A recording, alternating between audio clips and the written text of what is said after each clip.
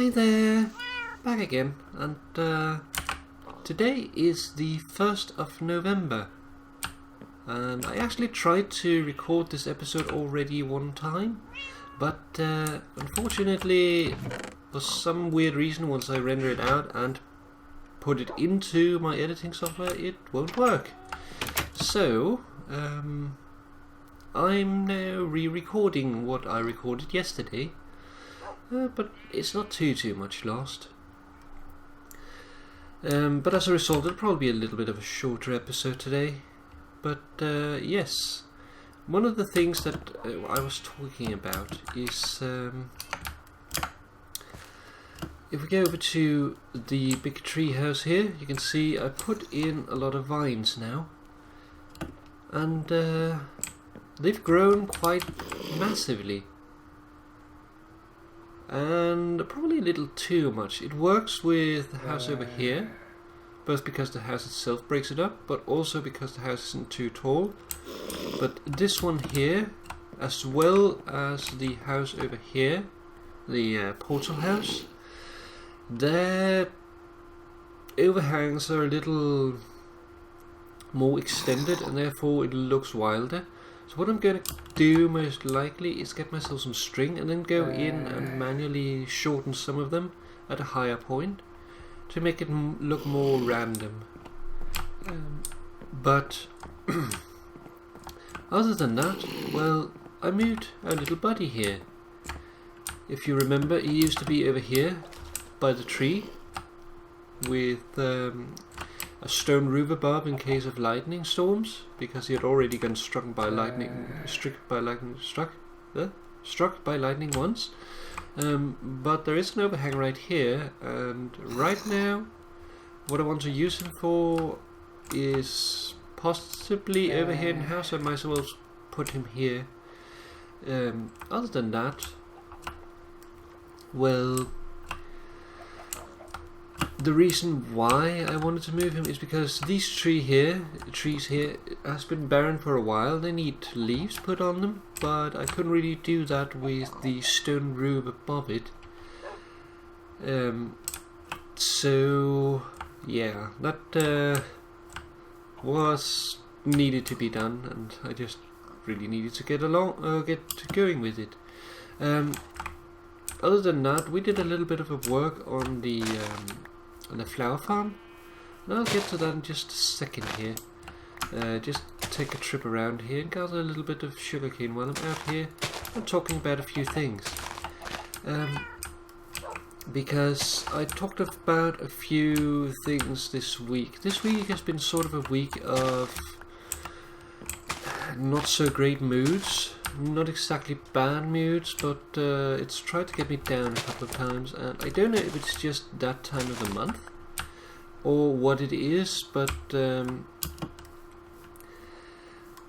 like small annoyances. Like the first thing I was talking about was our credit cards here in Denmark, which is technically a debit card, so you don't like borrow money. You pay all the money that is on the card yourself beforehand, and then just pull it out of an account. But we have here in Denmark a card called the Dan card, after Denmark, or the Danish version of Denmark, and they are like a Danish version of the Visa card with a Visa card inlaid in it. It is called a Visa Dan card usually because it has both functionalities, so you can use it in other countries as well. Quite nice. But the card itself is free. We don't pay anything to have it, which would be kind of annoying if we had to, considering that we're paying all the money anyway ourselves, but I know that in some countries you still do that. But these cards, well, as it turns out, during this week I was sitting at work and watching some videos while I was working on YouTube, and as it turns out, these credit cards, well, next time we have a one being renewed, we will have to get a touchless card, which means one of those cards where you can pull money out without having to stick it into a machine. And like, first of all, they claim that that is exactly as safe as what we have currently. And I just want to say, no, it's bloody well not. If you can pull money out of a card without even having to touch anything physically, then people could potentially pull money out of my pocket. Personally, I don't like that. So, yeah, that's annoying, but as it turns out, they also talked about the whole... what is it called? They talked about the card itself, so that when you are using less than 200 kroner for a purchase, which is equivalent to about 30 pounds or $40, I think, but you can look it up. Then you won't have to enter your normal validation code. Well, I just want to ask, where's the safety in that? So, not only can someone pull money out of my pocket, but they won't even have to have my validation code to steal it. That is not nowhere in hell as safe as what we have. So that's just a blatant lie. But also, I looked at their site to check. I can see there's a little bit of dirt here that hasn't grown. To check what they were writing about it. And well, as it turns out, they say they said in the ad that if money should be stolen, that we are exactly as protected as we are now, which is, if we get money stolen, we can then have it transferred back to us. But if I look at the site, what it says there, now it might just be very badly worded, mind you, but what it says on the site is, if you use the validation code, then you are protected the same way. But if you didn't use the validation code, then it is basically the money institute or the bank that can decide whether or not they want to pay you back. I don't know about you, but Denmark and banks and all other banks I've ever seen, they are businesses, which means they are making money, and that is their main purpose. So that means that they're probably not very likely to just say, okay, here, have money back. So yeah, that annoyed me quite a bit. I don't like being lied to like that. But right here you can see what we were doing in yesterday's recording that failed. We're building some barriers here.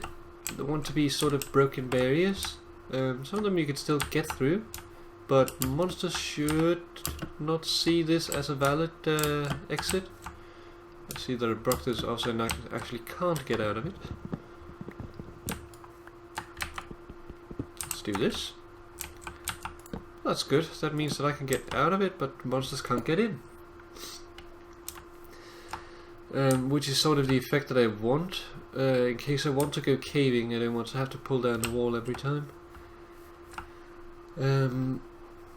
So yeah, another thing I was talking about is work. And I was actually explaining it right here, so let's do that again. I am at work. I have been, because I for the last couple of months haven't been really doing the work that I'm there for. Instead I've been doing other work. The reason being that the mechanics, the control department of the mechanics, have been unable to like finish their work because of bad sub-suppliers not giving the information that they need to make the control concepts that we program from. I'm a programmer that programs the the control system for power plants. In particular diesel and biomass power plants.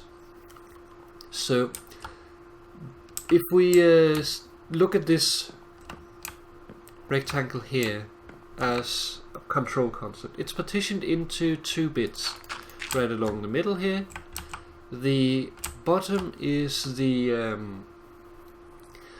control description. It says start the pump when you get this signal, then interlock stop it when you get this signal. While the top has a list of all the different sensors and signals that it is dependent on, and in the top it has the information about what unit you're looking at.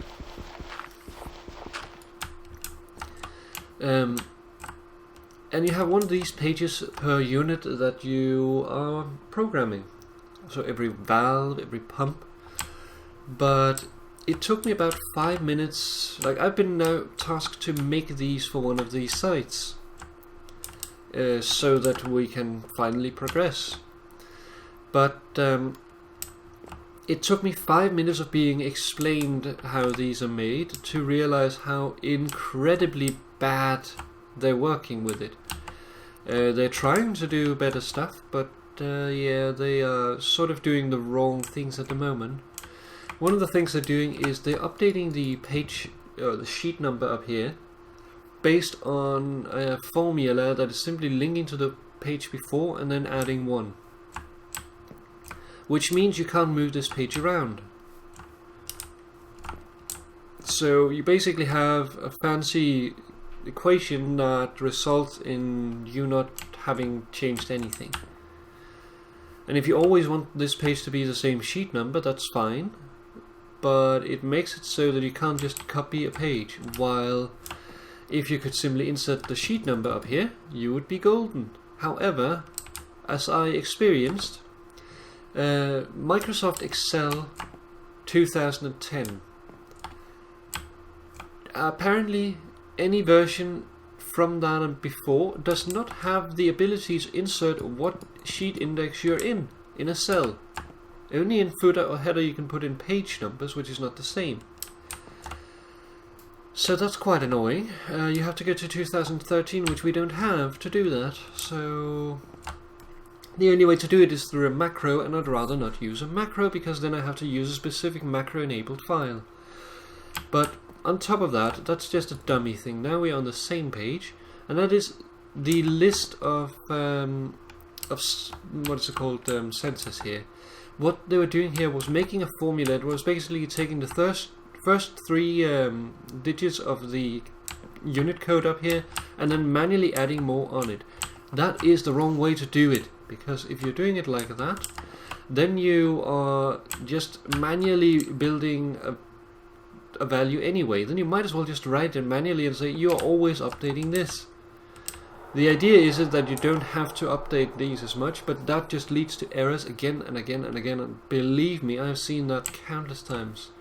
What you should be doing is this list of sensors up here, write it manually always, but then reformat it down here. So instead of having it like we have now, where we have start stop, the command, and then we have a description, then what you do is you do command, sensor number, description of functionality. So you have stop pump at tank sensor level when level is high. Basically a pump that would fill, for instance, diesel oil into a tank. Because then you can just link these sensors down to this cell, and then whenever a sensor changes name, you can just update it in the list up here, and all the control description updates automatically. Plus, you will have the automatic or the natural change here, where anything above here is manual, anything below the middle point is automatic. That is how you should be doing it. So yeah, I'm now recreating the control concepts master file for my own case, so that I can redo the work on it and hopefully make it easier and better. I I was talking about the difference between brute force work and idiot work. I don't mind brute force work. Brute force work is, for instance, digging this hole here. That is brute force work. It's just a lot of work. It could potentially be done easier, for instance, if I was using diamond picks, but it's just a matter of using time for it, so it's not bad. But idiot work is doing work that you do not have to do. So that would be, for instance, digging this entire cave and then making my flower farm somewhere else. And I refuse to do that. So yeah. Down at the bottom here we have 2 more walls. We have this one up here, which is blocking off this path, being blocked up completely, and then we have another one over here, which is not blocking it off completely. You can get back through here, so that might have a problem with monsters, but I'll have to wait and see what happens. But basically what I want is, like, the main part of the cave should be one big hole, and then the parts of the cave that links to actual cave structures, they should then be blocked off so that nothing bad can come into this place, because I want this to be sort of a serene garden. So yeah. But there was one more thing that I wanted to do for this episode, and that is I wanted to show a new place that I have been to, and it's sort of a ways away from here, but the idea is that I want every once in a while to build something a little different. It's not going to be anything major, well, it is going to be something bigger, but it's going to be something just to change things up every once in a while, but this is still going to be my main project. So I'm going to head over there, and then I'm going to show you what is going on. So I'll see you in just a second when I'm getting close to the place. So bye bye. Bye. Hi there. Back again and making my way to the new place. So you can see it right there in the distance. And it's quite a bit away, and you might notice this stone here, and it's because on the other side there's a bit of a fall. I need to be careful with that. So just to run around here, and yes, this is the place where I wanted to build something. Just go over the ravine here. So I won't be leaving my old base, but I want to make something else. So I picked out this place. It is a little hill with a cave that goes down, and a very small flower forest right around it, and open fields and forests. A swamp on one side, pine forest on the other. So quite a nice little place here. And I have a specific idea that I want to use for this place, but I wanted to show it off here today. I showed it off on a stream as well, and if you watch that stream you might know where this place is. I hint is that it is some 32-ish kilometers away from Old Spawn, which is around the first place that we stopped when we were looking for the new spawn. So yes, I will be building a place here, and I will do that in videos as well as doing it on my own, because it's probably going to take a while. But for now, I just wanted to show it off so you know what's coming. I also have another place in mind where I want to build something, but I'm going to save that for another time. But yes, 2 more places coming in the future. But for right now, I'm going to leave off with this panoramic view and get myself ready for later, because later there's going to be a stream, as I said. So, need to set up for it. So, I'll see you again next time, and I hope you enjoyed this episode. Thank you very much for watching. Bye bye.